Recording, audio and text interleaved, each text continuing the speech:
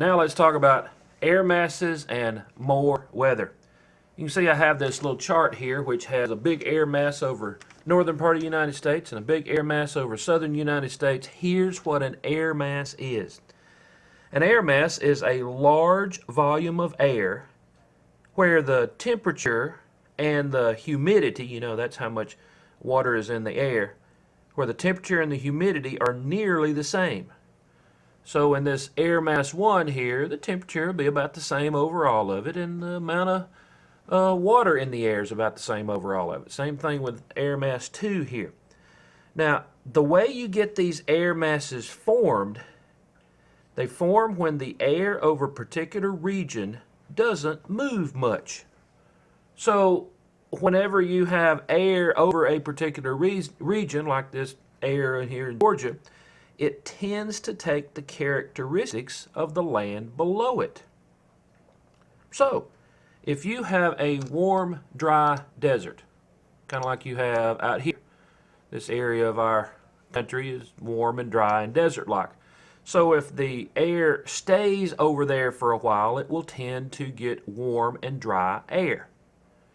If you have cold, moist Canadian provinces, say this is cold, moist Canadian land, then you would have cold, moist Canadian type air above it.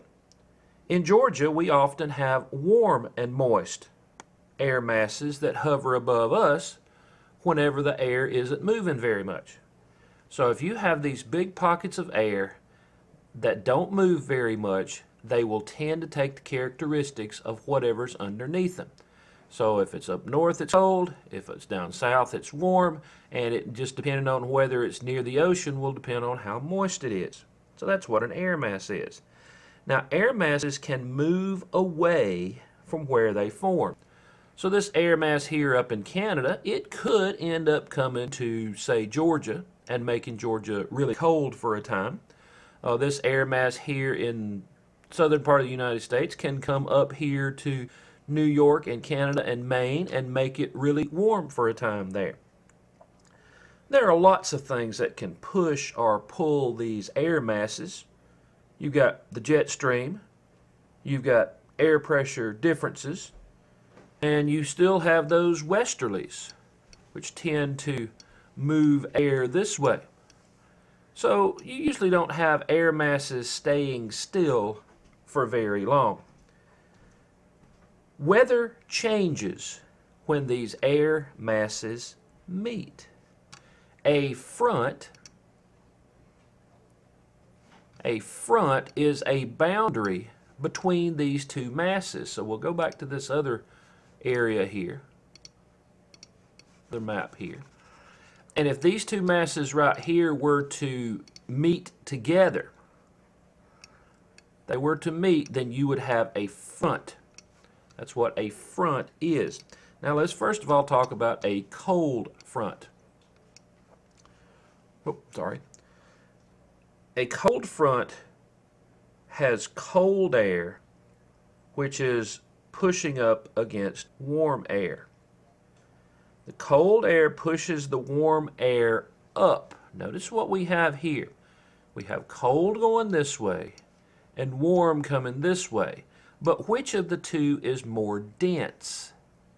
It's going to be the cold air is more dense, which means the cold air will be closest to the ground because hot air rises. Notice what's happening.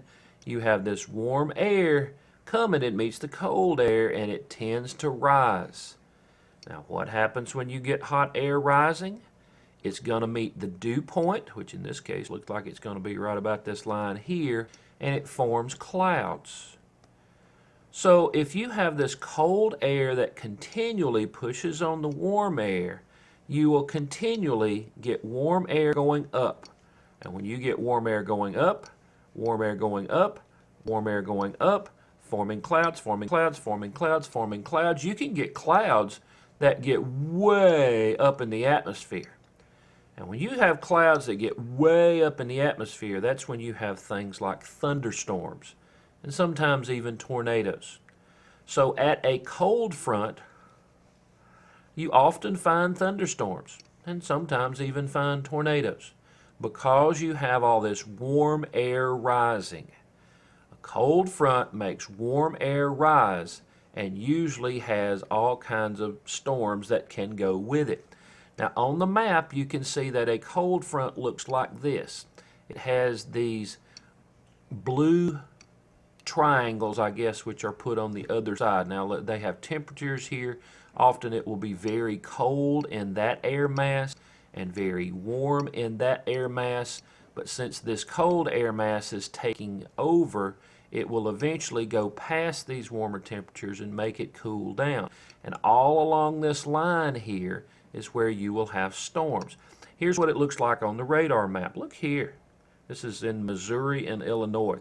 You've got all these storms on radar here, and you can tell what's happening. You have the cold front here, and you can tell it's cold because look at all the snow back here. You have a cold front here and a warm front, which is here. Cold and warm, and the cold is moving in on the warm and pushing the warm out, and you have all these storms that are happening right at the cold front. And you can see what it looks like right here. Look here. I mean, you have fairly clear, now this is kind of foggy here, but fairly clear here, the cold front. And you have the warm front area here. Cold front is pushing that way, and what's happening is a lot of the cold air is coming along the ground, and it makes this warm air push up. It keeps pushing up, keeps pushing up, keeps pushing up because this warm air keeps going up, and you have lots of clouds. And this, you can tell, this really looks like it has a lot of rain in it right there. So you often have brief, heavy storms with a cold front. And after the front, the storms, or after the storms, it's cooler and many times cloudless because it's much drier often. Let's talk about a warm front. Now, warm front is going to be remarkably different. A warm front is slower. It pushes warm air up, but slowly and not as fast. Notice what's happening here. You've got the warm front, which is coming this way. You've got the temperatures that are hot and going into temperatures that are cold, but what's happening down here, you still have the cold air, which is heavier. So it's going to be more toward the ground. So as this warm air comes, it's going to go up. And I've got a bad color here. As this warm air comes, it's going to go up, but it doesn't go straight up and form clouds on top of each other. What it does, it just kind of skims over top of the cold air, forming clouds as it goes by. I mean, you have all these different kinds of clouds, but still, it's the warm air that's moving. It's the warm air that's moving on top of this stationary cold air. See, the warm air is moving, and that's why it doesn't just build up clouds upon clouds right here. It just kind of skims over the top and has clouds through the top of it. So you're going to have a lot of clouds, but it's not going to have these huge, tall thunderstorm type clouds like you had here. I mean, these are the ones that really get the thunderstorms going, the clouds that are built heavy and stacked up on top of each other. But you're just not going to have right here. Just not going to have all that. So you'll often have, well, a lot of rain. Many warm fronts bring a few hours of rain, but often not the bad storms. And you have warm air after the front, and it'll often look like this. Look what's happening here. You have the front here, and you have the warm air coming here. And notice what it's doing. It's going over top of the cold air and making these clouds over top of this cold air. So you'll have the rain that is forming on this other side of the warm front right there. Now we also have something called a stationary front. A stationary front is when air masses meet, but they don't move much. They usually produce clouds, but not a whole lot of rain. Eventually the cold or hot air will push each other and become either a cold front or a warm front. So on the map, it often looks like this. You have the little triangles on one side, you have the little dots on the other side, since you have a warm front and the other side is a cold front, and eventually one will kind of out. So One thing about these stationary fronts is that you sometimes have some rotation to it. Notice if you had the warm air going this might end up pushing that side. If you have cold air coming this way, it might end up pushing this side. And every once in a while you'll have some rotation that happens to be in with these storms.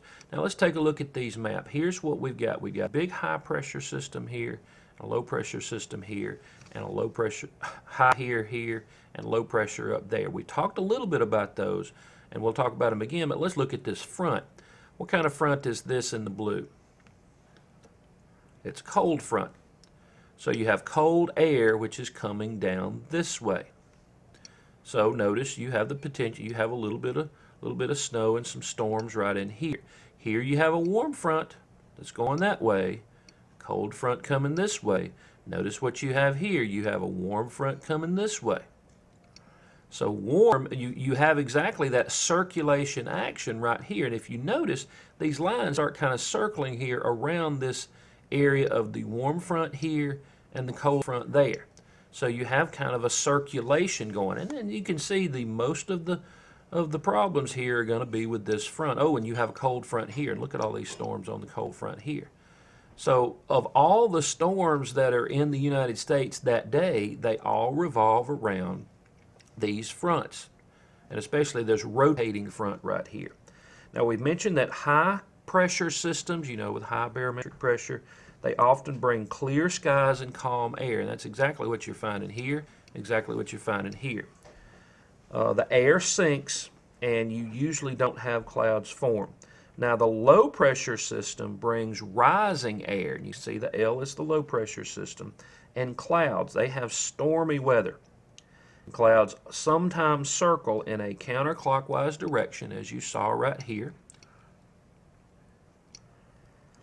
when cold front meets warm front.